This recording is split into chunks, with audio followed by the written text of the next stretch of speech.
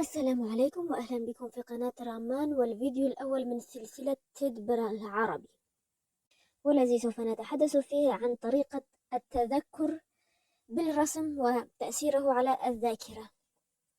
هذا الفيديو قام بتقديمه شخص يدعى جراهام شا على منصة تيد. سوف أقوم بوضع رابط الفيديو في صندوق الوصف.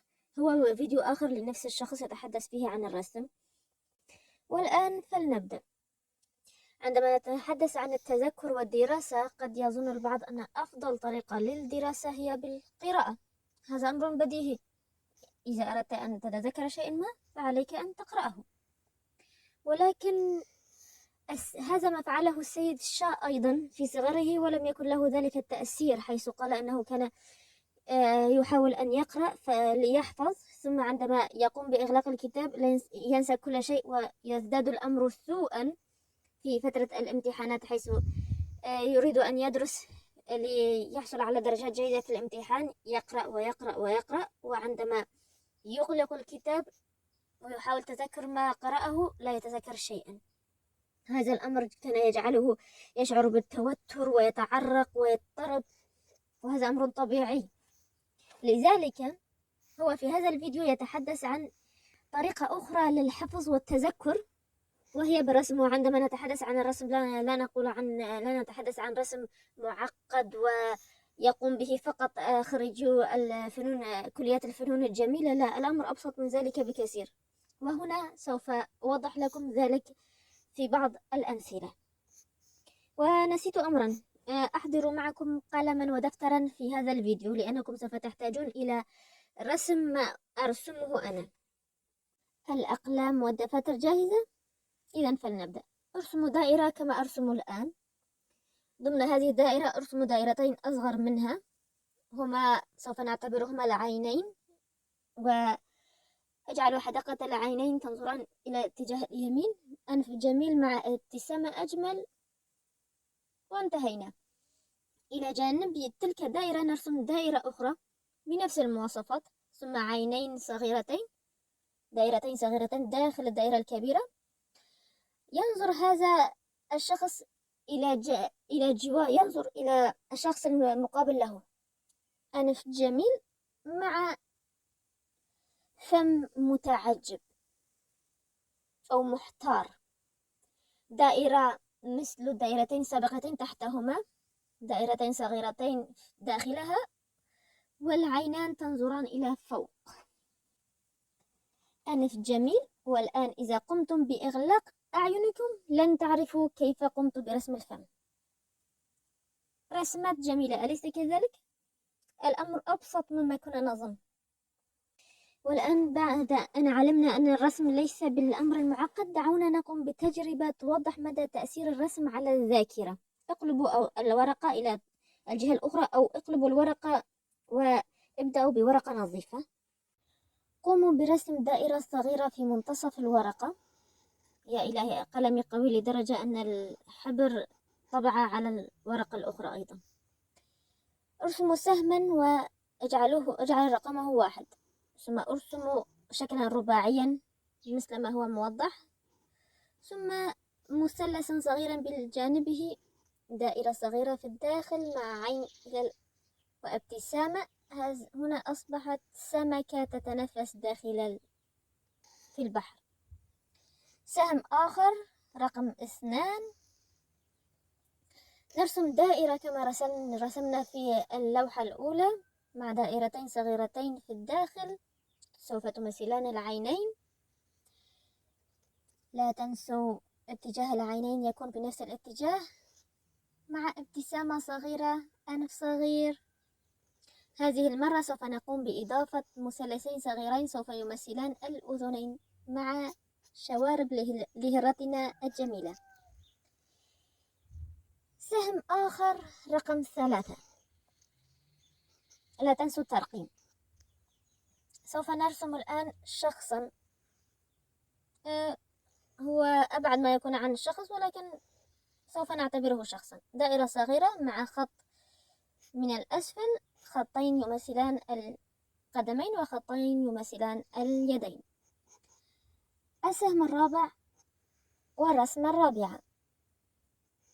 مثلث، إلى جواره سنرسم مثلث آخر مع خط يقوم بوصل بين زاويتين الطرفين في المثلثين هكذا. السفينة في البحر مع علم صغير. الرسمة الخامسة، السهم الخامس، ماذا سوف نرسم هنا؟ مستطيل، دائرتين صغيرتين في أسفل المستطيل سوف نعتبرهما دولابان. إنه باص فيه سوف نرسم فيه أشخاص. الأمر أسهل مما كنا نظن. السهم السادس سوف يكون شجرة. أرسمهم شكلا مموجا هكذا مع خطين في الأسفل وبعض الأعشاب في أسفل الشجرة. السهم السابع والأخير، رقم 7، مربع، شكل مربع، وفوقه سوف نرسم مثلثا. إنه بيت صغير مع باب ونافذتين. لم ينتهي الأمر بعد، سوف الآن أسألكم بعض الأسئلة، ولكن أولا اقلبوا الورقة. اقلبوا ورقة هذه الرسمة كي لا تنظروا إليها.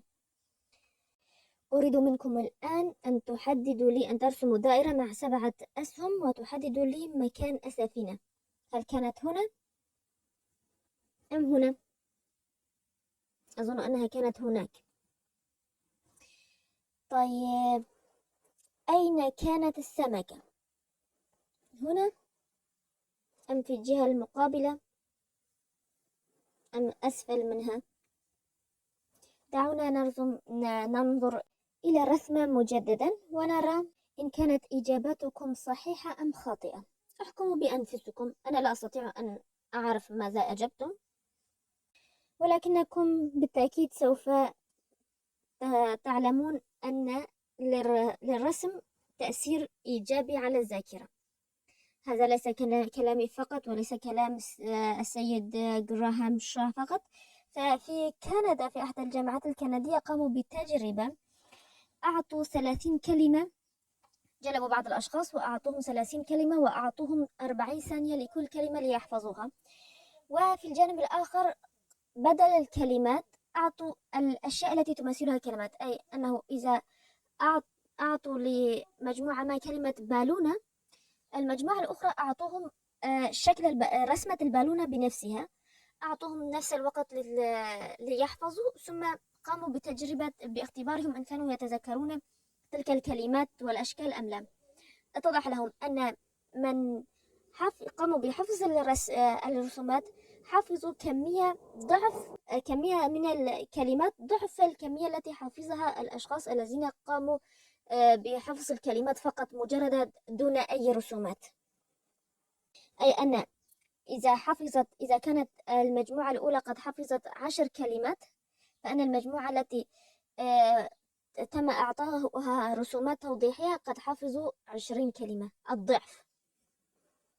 وهذا ليس كل شيء، فالرسم يساعد على ربط الأفكار مع بعضها، يساعد المرء على أن يربط أفكاره مع بعضها البعض. وبرسمة واحدة أو رمز صغير واحد يمكنك أن تحفظ درسا كاملا من دروس المدرسة أو الجامعة. فلنأخذ مثالا شكل الشجرة. ارسموا شجرة بسيطة بهذا الشكل، دائرة من التموجات مع خطين في الأسفل وبعض الأعشاب أسفل منها. بماذا تذكركم كلمة الشجرة؟ أقصد هذه الرسمة، رسمة الشجرة، بماذا تذكركم؟ عندما ترون شجرة ماذا تتذكرون من كلمات ومعاني وأفكار؟ قد يقول أحدهم أنه يتذكر كلمة الحياة، ويقول آخر أنه يتذكر كلمة النمو، ويضيف ثالث أنه يتذكر كلمة البقاء. يمكن أن تستفيدوا من هذه الرسومات في تعلم كلمات في لغات جديدة تتعلمونها في المدرسة مثلا. ارسموا أشكالا بسيطة هكذا واكتبوا كل الكلمات التي آه، تذكركم بها هذه الرسمة. هذا كان مجرد مثال، والتطبيقات لا حصر لها. والآن فلنتحدث عن شيء عفوا يؤرق الكثيرين، ألا وهو الشروحات أو الأشياء التي يجب فهمها أكثر من حفظها. سنأخذ مثالا صغيرا هنا. في مادة العلوم عندما يتحدثون عن الكريات البيضاء كيف تحمي الجسم من الميكروبات والجراثيم، سوف نعتبر أن هذه الدائرة الصغيرة هي كرية بيضاء لها عينين جميلتين وأنف صغير مع ابتسامة عريضة لأنه يقوم بعمله على أكمل وجه، قدمان صغيرتان ويدان، يد هنا واليد الأخرى مرفوعة تحمل بطاقة مكتوب عليها كلمة توقف. توقف هذه لمن؟ سوف نعلم الآن. والآن سوف نكتب كلمة توقف في يده الأخرى، يده أو يدها الأخرى. توقف تقال لجرثومة شكلها مموج وغير منتظم، يجب أن يكون هكذا لأنها شريرة، مع قدمين وعينين زائغتين لدى رؤية الكرية البيضاء لأنها تعلم ماذا سوف تفعل بها الآن، مع وجه عبوس، عبوس وليس ابتسامة، عبوس، أيوة عبوس، ويدين مرفوعتين إلى الأعلى لأنها مستسلمة لقدرها المحتوم الذي فرضته عليها هذه الكرية البيضاء الشجاعة التي تقوم بعملها على أكمل وجه. والآن هل سوف تنسون هذا الدرس في العلوم في حياتكم؟ لا أظن ذلك. والآن قد يسألني البعض، ولكن كيف سوف نعبر عن كلمة برسمة؟ هذا أمر يبدو غريبا بعض الشيء، لذا سوف نوضح الآن في مثال. فلنأخذ كلمة الثقة مثلا في هذا المثال، وبالإنجليزية trust. كيف يمكن أن نعبر عن هذه الكلمة برسمة؟ سوف نعلم الآن. هذا مجرد مثال، قد تقومون أنتم بوضع رسمة أخرى للتعبير عن هذه الكلمة.